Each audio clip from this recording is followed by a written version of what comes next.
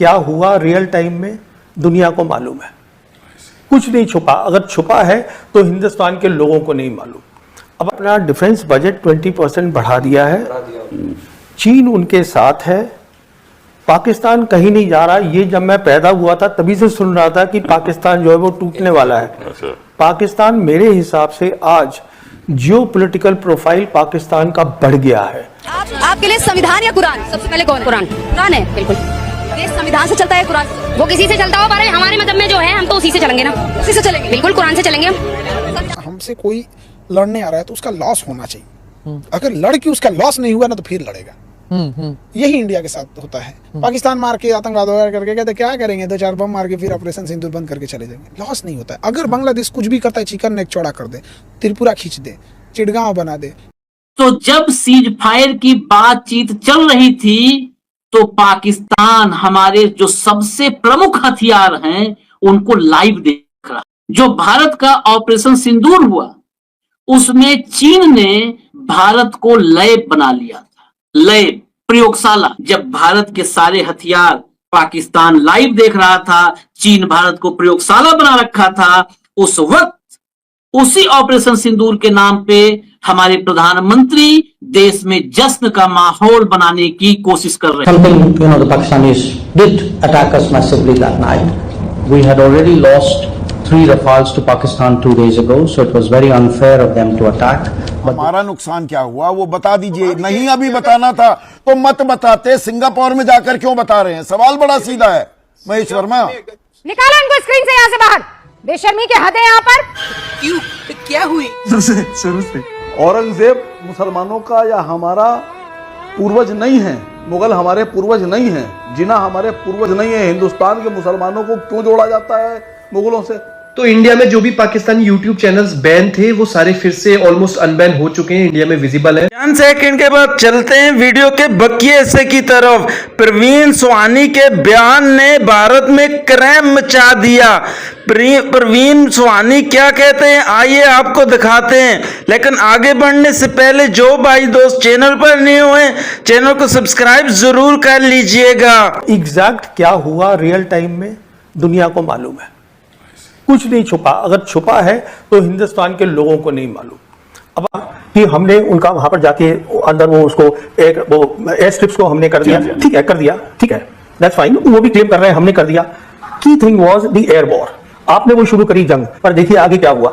Lesson दोनों सीख चुके हैं। आपने उसको पॉज किया है अभी ऑपरेशन को, प्राइम मिनिस्टर ने। इसका मतलब ये है कि पॉज का है कि अब दोनों को अपनी जो लिमिटेशंस है उसकी तैयारी करनी है।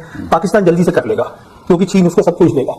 वो अब रिपोर्ट आ रही है कि वो आधे पैसे पे देगा। तो ये कहने और करने में फर्क होता है। ये जो हुआ है इससे हमारी एयरफोर्स की लिमिटेशंस एक्सपोज हो गई है। इसमें पॉज है, डेंजरसली लो थ्रेशोल्ड आ गया है, और मैं समझता हूँ जॉन सी भी whichever side gets ready first they will lift the pause. जी पर देखिए इसमें तो हमें थोड़ी दिक्कतें हैं क्योंकि उनके पास चीन का फुल सपोर्ट है। अगर हम कोई भी जंग में शामिल होते हैं तो हमारे 3 सेक्टर्स पे हमें जंग लड़नी होगी मेरे हिसाब से। एक तो पाकिस्तान में, एक लद्दाख में, और तीसरा बांग्लादेश। देखिए आपको जंग 2 जगह लड़नी होगी। जो पाकिस्तान है वो पाकिस्तान अकेला नहीं है। It is what I have been calling for so many years. This is a one front reinforced war.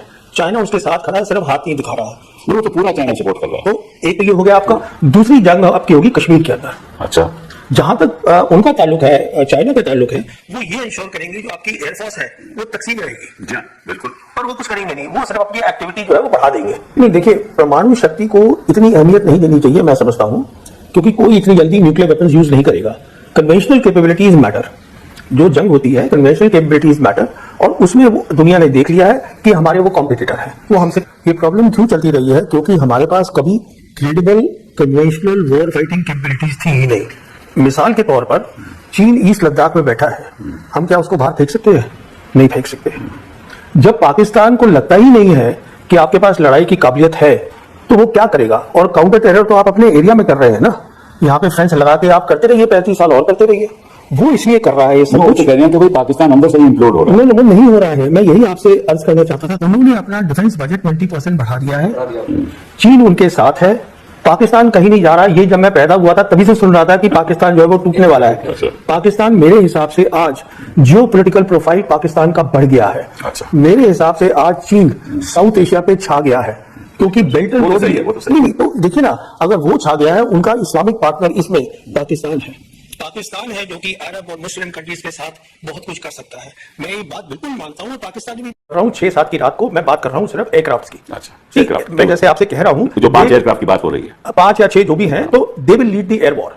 जो हिंदुस्तान पाकिस्तान की अगली लड़ाई होगी वो वहां पर चलेगी, वहां पे तय होगी मेरे हिसाब से। तो आप उसको नहीं बता पाए। दुनिया ने ये देखा है कि अगर आप वो नहीं समझा पाते हैं, दैट मींस पाकिस्तान जो है वो आपका कॉम्पिटिटर है। Anil Chauhan, I am sorry to interrupt, Anil Chauhan sahab ने तो कहा है कि हमारे कुछ राफेल हैं उन पे। नहीं, उसने कहा है कि नंबर की जरूरत पहले एयर मार्शल भारती जो थे, उन्होंने उन्होंने भी जिक्र किया कि मैं इसका डिटेल नहीं दे सकते, लेकिन कॉम्बैट सिनेरियो है, उसमें नुकसान होता है। द पॉइंट इज आपको बताना है क्या नुकसान हुआ है। आपने क्या किया है पार्लियामेंट सेशन में बताएंगे ना, ऐसे तो अब वो पता नहीं जब बताएंगे। ये बातें तभी होती है तो दुनिया देख रही होती है। अब हम अपना कुछ भी सोचते रहे, दुनिया देख रही है क्या हुआ है। दुनिया ने अपने नतीजे निकाल लिए हैं कि क्या हुआ है। और अच्छा देखिए, मैं आपको एक मजेदार बात बताऊं, ये एक बहुत इंपॉर्टेंट बात है। वो ये है कि 4 ऐसे मुल्क हैं या 4 ऐसी जगह हैं जिनके पास पूरी दुनिया का सैटेलाइट है, what is called the constellation. Round the clock they can see क्या हो रहा है दुनिया में। कौन सी 4 हैं? जीपीएस है अमेरिका का, गलीलियो है यूरोप का, ब्लूनॉस है रशिया का, और बेदू है चाइना का। और बेदू इन सब में से अच्छा है टेक्निकली, बिकॉज वो बहुत लेटेस्ट है, उसमें 45 सैटेलाइट्स है, किसी और में नहीं है। तो एग्जैक्ट क्या हुआ रियल टाइम में दुनिया को मालूम है, कुछ नहीं छुपा। अगर छुपा है तो हिंदुस्तान के लोगों को नहीं मालूम। अब आप ये कहना कि हमने उनका वहां पर जाके अंदर वो उसको एक वो एयर स्ट्रिप्स को हमने कर दिया, ठीक है, कर दिया, ठीक है, दैट्स फाइन। वो भी क्लेम कर रहे हैं हमने कर दिया। Key thing was the air war. आपने वो शुरू करी जंग, पर देखिए आगे क्या हुआ। लेसन दोनों सीख चुके हैं। आपने उसको पॉज किया है अभी ऑपरेशन को, प्राइम मिनिस्टर ने। इसका मतलब यह है कि पॉज का है कि अब दोनों को अपनी जो लिमिटेशंस है उसकी तैयारी कर। अब तक भारत की पॉलिटिकल लीडरशिप के तरफ से जब भी डीजीएमओ बातचीत के बारे में सार्वजनिक वक्तव्य आया है तो यही कहा गया कि पाकिस्तान ने कहा कि सीज फायर हम चाहते हैं। पाकिस्तान कांप रहा था, थरथरा रहा था, हिल रहा था, जो अब तक आप या पूरा देश नहीं जानते। सीज फायर के वक्त भारत के डीजीएमओ और पाकिस्तान के डीजीएमओ के बीच जब बातचीत हो रही थी तो पाकिस्तान के डीजीएमओ ने भारत के डीजीएमओ से जो कहा था वो बहुत शॉकिंग है। तो जब सीज फायर की बातचीत चल रही थी तो पाकिस्तान हमारे जो सबसे प्रमुख हथियार हैं उनको लाइव देख रहा, कहां पर कौन से हथियार तैनात हैं, कौन से हथियार पोजीशन ले चुके हैं, कौन से हथियार फायरिंग लाइन में है, मतलब कंप्लीट A to Z जो तकनीकी पहलू होता है ना, टेक्निकल, हमारे हथियार पाकिस्तान लाइव देख रहा था। और डीजीएमओ की बातचीत में बात सामने आई। इतना ही नहीं, हमारे डिप्टी आर्मी चीफ का जो विस्फोटक खुलासा है उसमें यह भी है कि पाकिस्तान और भारत के बीच जो संघर्ष हुआ, जो भारत का ऑपरेशन सिंदूर हुआ, उसमें चीन ने भारत को लैब बना लिया, लैब, प्रयोगशाला। भारत उसके लिए वो लैब था जहां पर वो अपने खतरनाक विध्वंसक हथियारों की टेस्टिंग कर रहा था।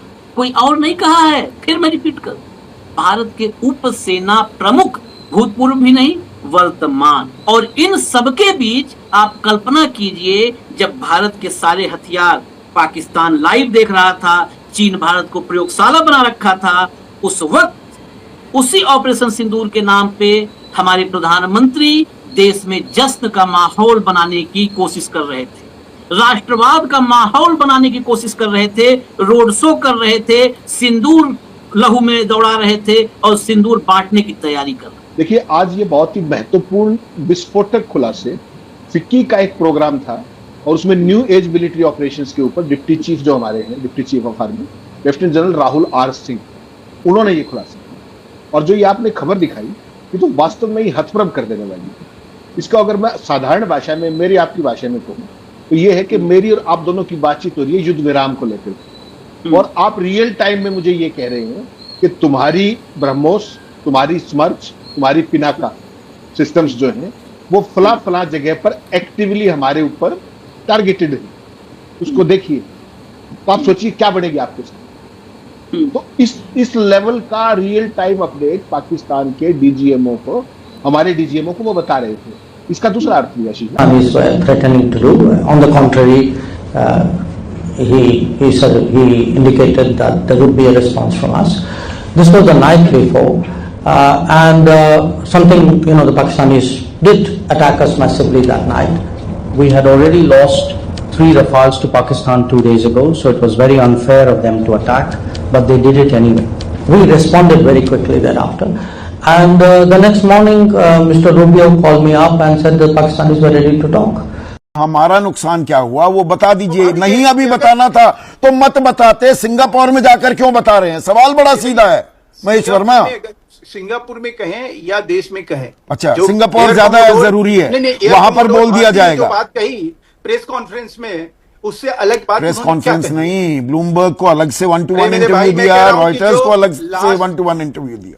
मैं एयर कमोडोर भारती की बात कर रहा हूं, जिन्होंने प्रेस कॉन्फ्रेंस में जब सवाल किसी मीडिया पर्सन ने तो किया, उससे आगे नहीं कुछ जानकारी यहाँ पर देते दिख रहे हैं कि इतना चित्कार, इतना हाहाकार। अच्छा, चित्कार हाहाकार मचाने की कोई जरूरत नहीं है, ठीक है। अभी क्योंकि एक और पहलू बचा हुआ है महेश, अभी रुकिए, ताकत को बचा कर रखिए, अपनी ऊर्जा को।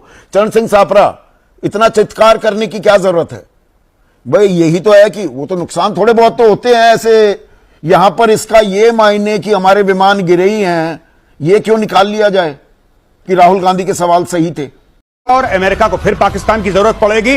पाकिस्तान के इतने बड़े पाप माफ कर दिए अमेरिका ने, पर मैं बताता हूं, भारत को एक काम करना चाहिए। जब ये तुर्की से पाकिस्तान ले जाया जाएगा S-400, तो भारत कुछ ऐसा करे कि बीच में बर्बाद कर दे। ये पहुंचना नहीं चाहिए, S-400 पाकिस्तान नहीं पहुंचना चाहिए। बीच में साबोटाज करो, इसमें मिसाइल मारो, स्पेशल फोर्सेस भेजो, नेवी से अटैक करवाओ, एयरफोर्स से जो करना है करो। बाद में तुर्की से माफी मांग लेंगे, बोलेंगे सॉरी गलती हो गई बॉस। आसपास जैसे हमने ब्रह्मोस के लिए भी तो बोला था सॉरी गलती से फायर वैसे करके खत्म करो इसको, पहुंचना नहीं चाहिए। गौरव, इतना गुस्सा होने की जरूरत नहीं पड़ेगी, क्योंकि ये S-400 जो है वो सॉफ्टवेयर ड्रिवन है, और अभी भी तुर्की के पास जो है उसकी की नहीं है, अभी भी चाबी नहीं है। हाँ, वो सॉफ्टवेयर पूरा लोडेड नहीं है। तो उसके बिना ये यूजलेस है, क्योंकि इसमें 4-5 तरह की मिसाइल्स हैं और 4 तरह की रेंजेस हैं। तो वो मिसाइल का चयन जो होता है और जो ट्रैक दिखता है, जिसको सर्च करना है, जिसको डिटेक्ट करना है और जिसको ट्रैक करना है, वो सॉफ्टवेयर करता है। ये फिर ले क्यों गए थे? ये ले गए थे, लेकिन अब कश्मकश हो गई। नहीं, ये कहते हैं कि उन्होंने पन्नी भी नहीं उतारी है, कोई प्रैक्टिस नहीं हुई। वो रशिया ने इनको कह दिया, बहुत पहले भी कहा था, अगर तुमने इसको कहीं हटाया, ये उनका एंड यूजर एग्रीमेंट है, अच्छा, तो ये फिर कुछ नहीं चलेगा। तो मतलब तुमको देना है तो दे दो पाकिस्तान को, लेकिन पन्नी बेच दो पाकिस्तान, पन्नी बेच दो, तिरपाल के बाद पन्नी भी काम आएगी। तो इसलिए टेक्नोलॉजी हम नहीं डर रहे हैं जब तक रशिया साथ है।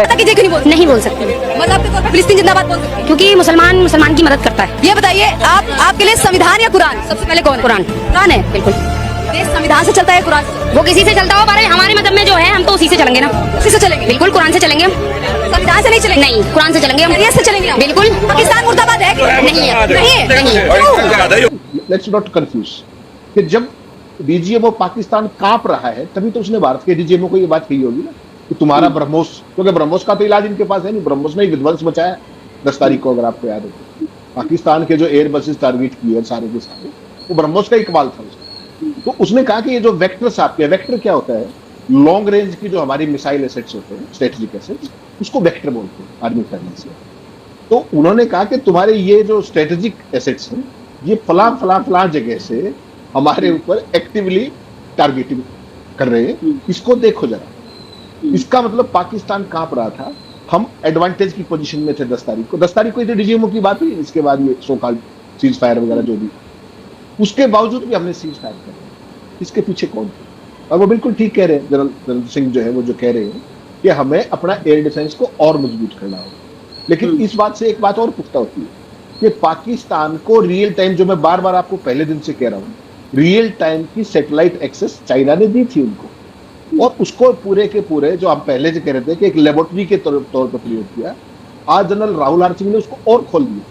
उन्होंने कहा कि अभी तक जो चाइना के जो हथियार हैं वो लैब के अंदर टेस्ट होते थे, आइडियल कंडीशंस के अंदर टेस्ट होते थे। भारत के खिलाफ जो चाइना, इसका पाकिस्तान का जो ऑपरेशन सिंदूर हुआ, इसके अंदर उनको रियल टाइम में लाइव लैब बना दिया गया।